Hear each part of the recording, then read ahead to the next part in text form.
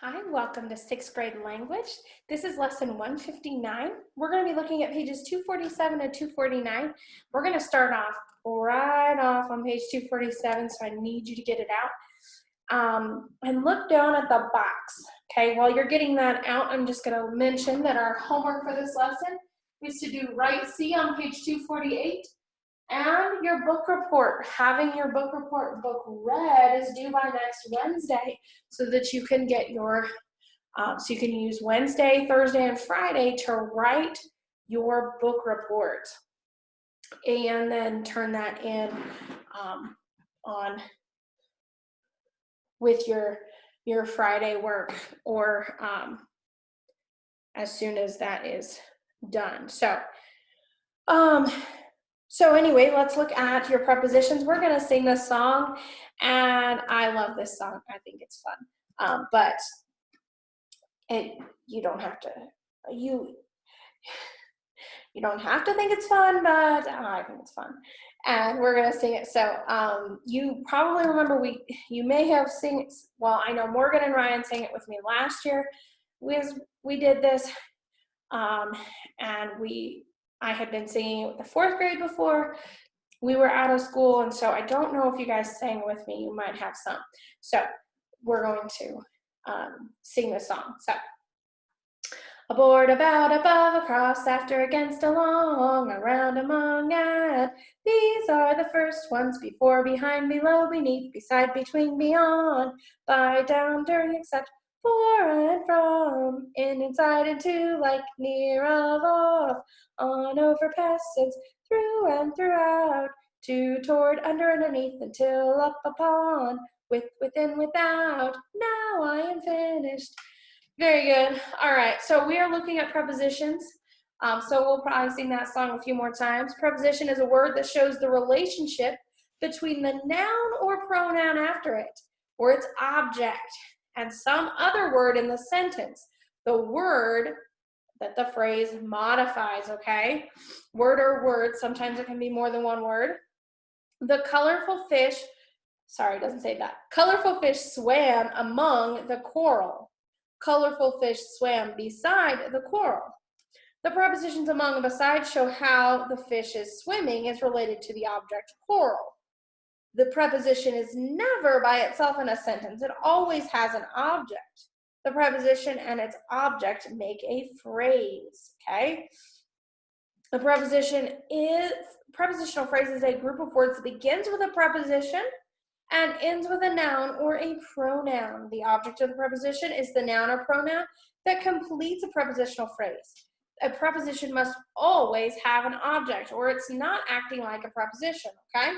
All right, so up here, I have underlined, I have this sentence: the bluebird flew above the tree.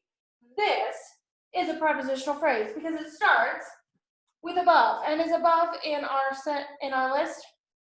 Absolutely, it's the third word down. Okay, so this is a preposition. Okay, above the tree. What is this? Well, it's a noun, and so it makes it the object of the preposition. Okay, what is the? An article, which is an adjective that describes tree. So it starts with a preposition. It may have adjectives in between, and it ends with an object of the preposition, which is a noun. Okay? Or a pronoun. It could be a pronoun as well. Noun or pronoun, okay? But that is every single prepositional phrase is going to be like that. It starts with a preposition and it ends with an object of the preposition. If it doesn't do this, it's not a prepositional phrase, okay? All right, guys? We got that? Got it. Okay. Now, Billy fell down. Okay, what word in this sentence, what word could be a preposition? Well, think of a word that's in our list. Down, right? Billy fell down. But is there anything after down? Do we have an object? Billy fell down. We don't know where he fell. Well, I mean, we know he fell down, but it doesn't tell us in this sentence specifically Down what? Okay. So Billy fell down. Down is not used as a preposition. Not a preposition. Okay, not a preposition because it doesn't have an object. Okay. Now, the third sentence says Billy fell down the steps. Okay, looking at down again, down the steps. Could steps be an object of the preposition? Is it a noun or a pronoun? Yes. Okay. Does it tell where he fell? Yes. Down the steps. It tells you where Billy fell. And as we've looked at before, that tells us that this is what type of phrase? Adjective or adverb? Adverb, got it. We described a verb. Okay. All right, so that is how to identify a prepositional phrase. So we've looked a lot at these with our adjectives and adverbs, so they're not new to you, but looking at them just specifically is a little bit different. Okay, the spacecraft landed on the moon. On the moon is your prepositional phrase. It may have a compound object. I sent the gift to Alan and Ashley. Okay, Alan and Ashley are the objects to this prepositional phrase. The object of a preposition may have modifiers, as we said, the, but it could have more than that. The wagon clattered over the rocky road. The and rocky both describe road, but that doesn't mean that it's not a prepositional phrase just because we have more words in it, okay? All right, looking at the next page, just gonna highlight what we're doing. So think A and think B we're gonna do, and then think C is your homework for this lesson.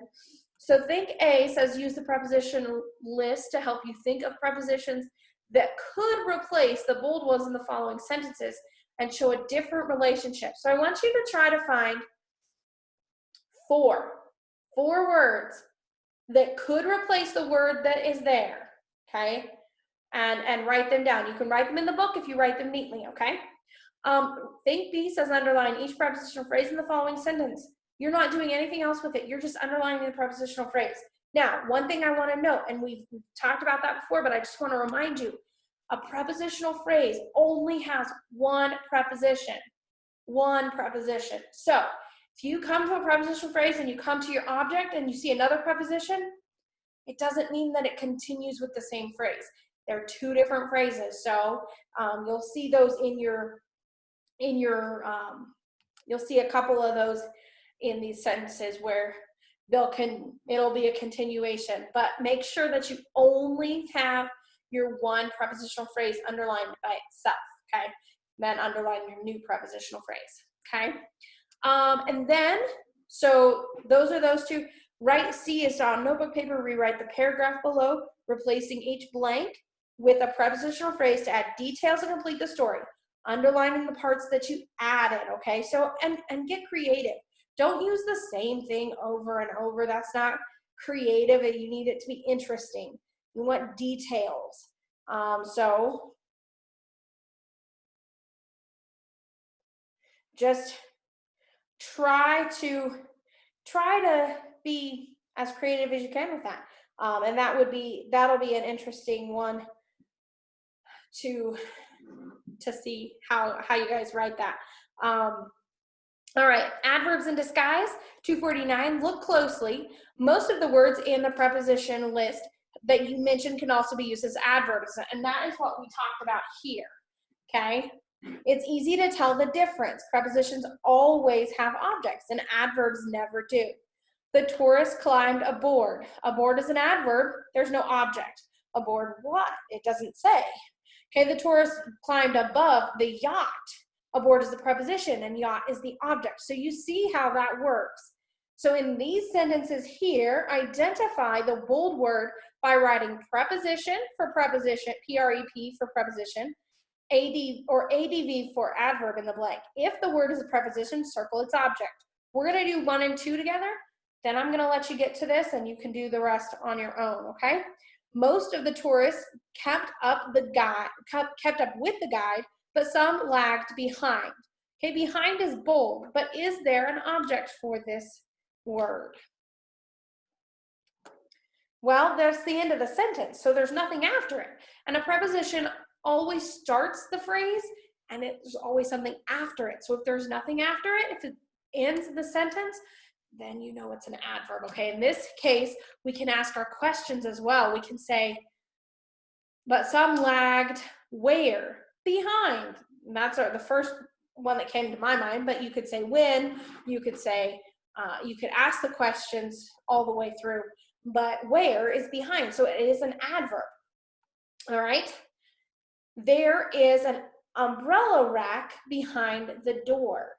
Okay, looking at behind, is there an object for this? Yes, door. So circle door, and what are you going to write in the blank? PREP for preposition. Very good. All right, so you're going to go through these, and they're going to some of them are going to trip you up. So pay attention, okay? Remember I said that you can't have two adverbs or two prepositions in a row, okay? So if there's two prepositions in a row, one of them could be an adverb, okay? So pay attention. Only the preposition that has the object might have some words in between, but there's not another preposition, okay? Then it can it be a prepositional phrase, and any other words aren't in that phrase, okay? All right, so doing pages, well, 247 doesn't really have anything to do, but you can go back over that if you're stuck on this. Do think A and think B, and think A on pages 248 and 249. Write C as homework, and don't forget to finish your book report by next Wednesday. So maybe take the weekend, get some good reading in on that so that you don't have as much to worry about next Monday and Tuesday, okay? And if you're done reading the book early, you guys may go ahead and get started on writing the book report so that you can give yourself a little bit extra time. Make sure to follow that. It's in the back of your book, pages 269 to 276.